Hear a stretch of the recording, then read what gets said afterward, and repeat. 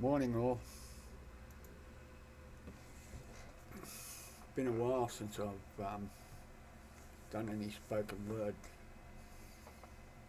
These are just ruminations on the way things are at the moment. First one's called Look. Look where we all worship and with what we claim to be clear eyes, but the doors of perception are filthy. Look where we worship, how it rises and falls,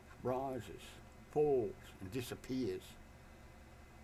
Look how we all call out to multitudes of miniature gods that arose at a time with evil intent. Look how we call out for mercy when those gods are exposed and abandon us to our deaths. Look what we all believe about love being evil, selective, exclusionary, while we call it perfect with doublespeak words.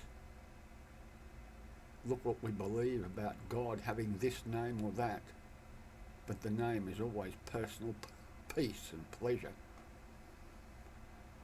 Look what we all do in the name of our God, justifying ourselves, our lust, our money, our failures, for which there can be no repentance and for which no repentance is attempted except nihilistic obliteration in the name. Look who we all are. Deceitful, soft, harsh and self-aggrandizing temporary residents clinging to the infinite and eternal. Look who we are.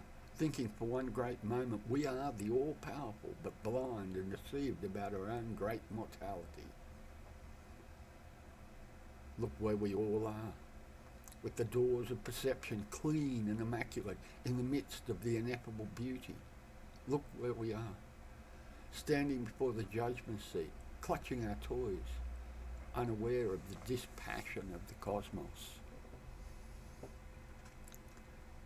Another, maybe a bit more positive, called the contents of our spirit. I contain the crumbling people, those ravaged by disease or crushed by an age greater than they ever thought. I contain the gay man, afraid to wear his favourite shirt or go to unknown streets, the black man, the brown man, glanced at in fear, beaten up in hate. I contain the mentally ill, isolated and afraid. Eyes of a fearful alien darting in his head like tiny birds. I contain the fearful ones for whom change is falling off a cliff, and different is adrift to an unknown hell, to which the natural response is to lash out in anger.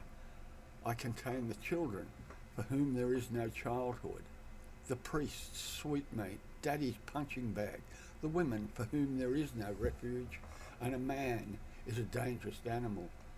I contain the husbands and fathers who were everybody's joke, target, stressful for squeezing when they were young, who are now insecure at work, unhappy at home, taking solace in drink, whose wife and children walk on eggshells around the edgy chaos that he is. I contain the trees, the animals for whom we are the greatest threat in all of history.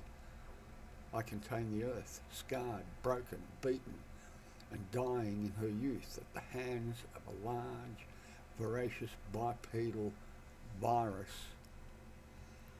I contain the resilient, whose resolution and vigilance never crumbles but grows and brings light to anyone nearby, like a beacon on a hill or a headland.